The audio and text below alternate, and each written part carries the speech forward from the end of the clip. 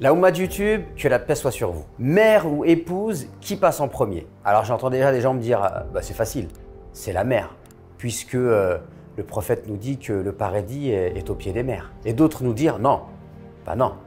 Le prophète nous dit, les meilleurs parmi vous sont ceux qui sont les meilleurs avec leurs épouses, et je suis parmi vous celui qui est le meilleur avec ses épouses. Bon, le moins qu'on puisse dire, c'est qu'il y a débat, et je vous propose d'en parler dans cette vidéo.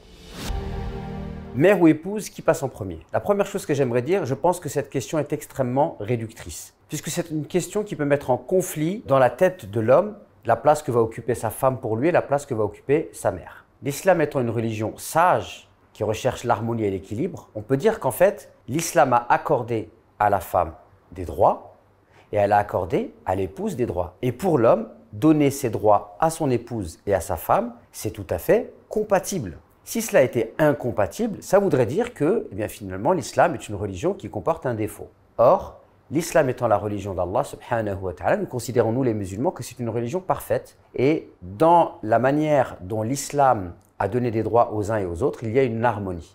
Donc il est tout à fait possible pour un homme de respecter sa mère et de respecter sa femme, de donner ses droits à sa mère et de donner ses droits à son épouse sans qu'il y ait de conflit.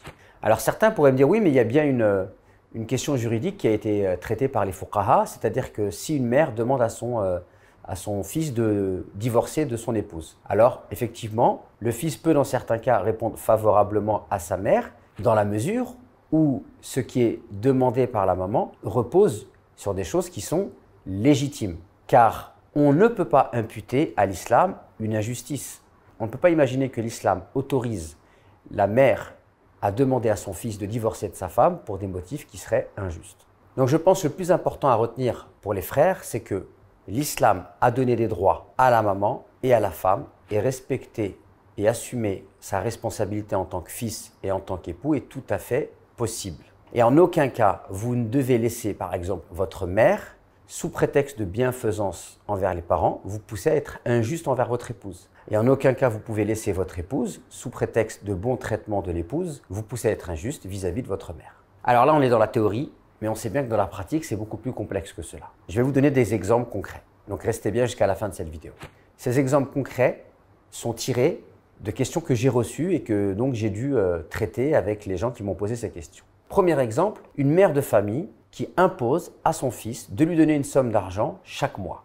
Donc ce frère se retrouve dans une situation où en fait il doit assumer un foyer et sa maman lui demande une somme d'argent assez importante. Alors pendant un certain moment, il se plie à cela et un jour, donc il change de travail, il a un salaire moins important et sa mère continue d'exiger de lui cette somme d'argent. Étant donné que son épouse ne travaille pas et qu'elle est à la maison, elle trouve cela injuste, d'autant plus que la mère exige cela de son fils alors qu'elle n'est pas dans le besoin. Il y a là manifestement une injustice. La mère n'a pas à réclamer et n'a pas à imposer à son fils de l'aider financièrement parlant alors qu'elle n'est pas dans le besoin et ainsi mettre son fils dans une situation délicate. Dans ce cas précis, bien sûr que le fils doit se montrer bienveillant, généreux avec ses parents et avec sa mère, mais en aucun cas il doit se montrer généreux en empiétant ou en prenant une partie de l'argent qui devrait lui servir à prendre soin de sa famille. Ça ne peut pas se faire dans ce cadre-là. Donc il faut absolument, dans ce cadre-là, que le fils n'aille pas dans le sens de sa mère. Et lorsqu'il ne va pas dans le sens de sa mère, il ne commet pas un péché. Et je tiens à préciser que par la suite, la réaction de la mère lui appartient. C'est-à-dire que si la mère menace de renier son fils, de l'enlever du livret de famille, de ne plus l'accepter s'il vient lui rendre visite, alors cela sera de la responsabilité de la mère, car la mère ne peut pas imposer à son fils de commettre une injustice, en plus vis-à-vis de son foyer, et lorsque celui-ci s'y refuse, elle le rejette. Si elle le rejette, elle commettra un double péché. Premier péché, vouloir imposer à son fils quelque chose d'injuste, et deuxièmement, de le renier, de le rejeter, de ne pas lui laisser entretenir les liens de parenté lorsque celui-ci se refuse d'aller dans son sens. Je rappelle que l'obéissance absolue est vis-à-vis d'Allah subhanahu wa ta'ala. En dehors d'Allah, il n'y a personne à qui nous devons obéir de manière absolue.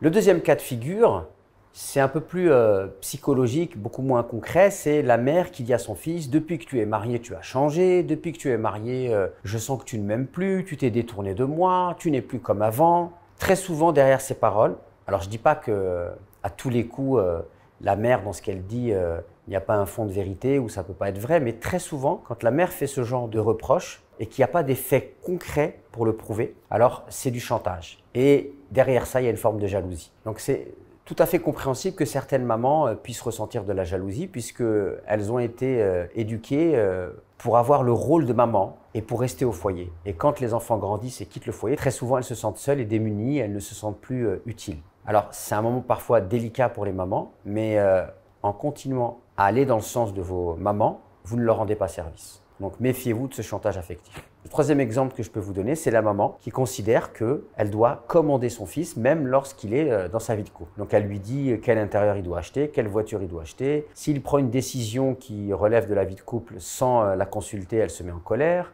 Pourquoi il a décidé de partir en vacances à tel endroit? Non, il aurait dû aller dans tel endroit. Pourquoi il a acheté tel vêtement? Ah, il a osé sortir au restaurant, dans un restaurant cher avec son épouse et donc la mère n'est pas contente. Tu dépenses trop ton argent. Elle te fait trop dépenser ton argent. Donc la maman, finalement, qui ne permet pas à son fils de vivre sa vie de couple normalement, elle veut tout contrôler. C'est une évidence que la maman outrepasse ses droits et à ce moment-là, le fils se doit de mettre une limite. Alors c'est facile à dire, ça peut être très compliqué à mettre en place, mais c'est un devoir de prendre sa maman et de lui accorder ses droits, de prendre sa femme, de lui accorder ses droits et de ne pas laisser l'une empiéter sur le territoire de l'autre.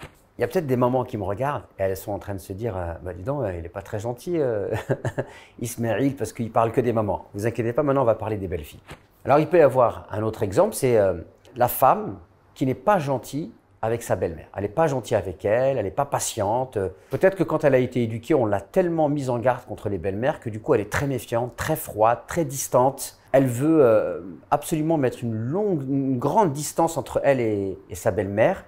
Et donc, elle n'est pas du tout chaleureuse. Elle ne lui tolère absolument rien du tout. Elle est dure avec sa belle-mère et la belle-mère ressent cela et ça lui fait de la peine. Là, bien évidemment, il y a une exagération du côté de la belle-fille et ce n'est pas du tout un comportement à avoir. Les belles-mères, on doit considérer que ce sont des personnes plus âgées, donc on doit quand même faire preuve d'un certain respect, d'une certaine retenue, voire même d'une certaine patience, parce qu'on peut avoir parfois des belles-mères qui ont des caractères particuliers, mais on doit venir avec l'envie de s'accommoder de cela un petit peu. Ensuite, il y a la femme, par exemple, qui reçoit mal sa belle-mère, qui manque de tact avec elle, qui ne lui témoigne pas d'affection, sans aucune raison. Alors attention, si la belle-fille a été gentille avec sa belle-mère et que la belle-mère en a abusé et que du coup la belle-fille a pris ses distances, cela peut tout à fait se comprendre. Mais lorsque il y a un manque de tact de la jeune fille qui est impatiente, qui élève la voix sur la belle-mère, qui n'accepte aucune remarque, aucune critique, donc là aussi c'est un comportement qui ne se fait pas et donc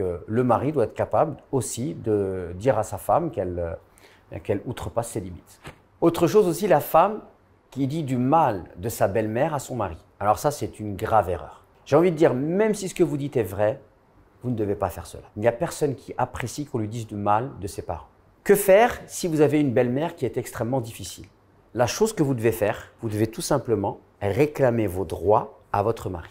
Ne dites pas du mal de votre belle-mère, mais réclamez vos droits à votre mari. Par exemple, si vous avez une belle-mère qui vient tout le temps chez vous sans vous prévenir, de manière abusive, qui se mêle de tout dans la maison. Moi, j'ai déjà eu à avoir à traiter ce genre de cas.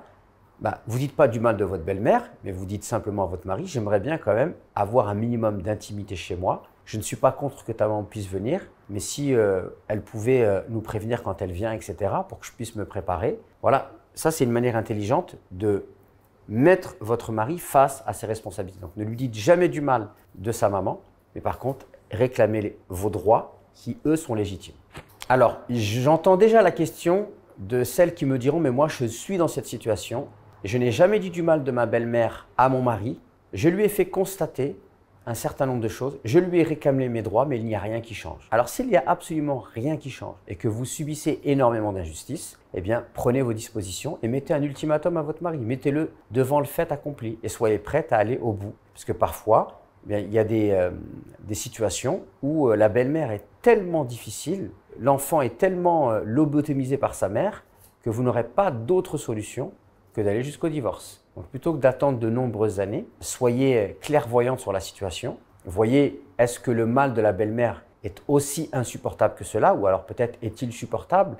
Est-ce que le mari est aussi aveugle que cela ou alors il est capable d'évoluer, de changer et de mettre une certaine limite à sa maman, auquel cas, soyez clair, exigez vos droits, mettez votre mari devant le fait accompli et voire même un ultimatum pour que la situation puisse se débloquer. Et puis surtout quand même, prenez conseil, voire faites par la suite intervenir une tierce personne qui pourra peut-être faire entendre raison à votre belle-mère. Je rappelle qu'on ne règle jamais ces problèmes en les fuyant. Et pour les frères, je dirais qu'il est important d'apprendre à faire la part des choses et de ne pas laisser sa famille intervenir dans sa vie de couple et apporter donc une influence néfaste. Vous avez le droit de vivre votre vie de couple, de faire vos choix, des choix qui ne vont peut-être pas dans le sens de ce qui se fait chez vous par habitude. Je vais vous donner un exemple d'un couple qui était au bord du divorce parce que la femme travaillait et elle avait fait des vacances surprises à son mari. Pour les parents, les vacances, ça ne pouvait se passer qu'au bled, qu'au pays d'origine. Et là, la belle-fille avait fait une surprise à son mari. Elle et ses enfants, ils allaient partir dans un autre pays et la mère a dit non. Et donc le mari, à la dernière minute, il était prêt à annuler toutes ses vacances alors que lui-même désirait y aller parce que sa mère lui mettait une forte pression. Donc là, voilà, clairement, une influence que vous ne devez pas accepter. Vous avez le droit, ce n'est pas interdit de partir dans un autre pays et votre mère n'a pas le droit de vous l'interdire. Donc à partir du moment où vous acceptez cela parce qu'on vous fait du chantage, on vous met la pression, bien, vous mettez en péril votre vie de couple. Donc il faut penser à cela et faire la part des choses. Voilà, j'espère que cette vidéo vous sera profitable. N'hésitez pas à m'apporter en commentaire d'autres cas de figure que vous auriez pu vivre, d'autres situations et puis comment surtout vous avez pu faire pour essayer de gérer cela au mieux. Je vous dis à très vite pour d'autres vidéos.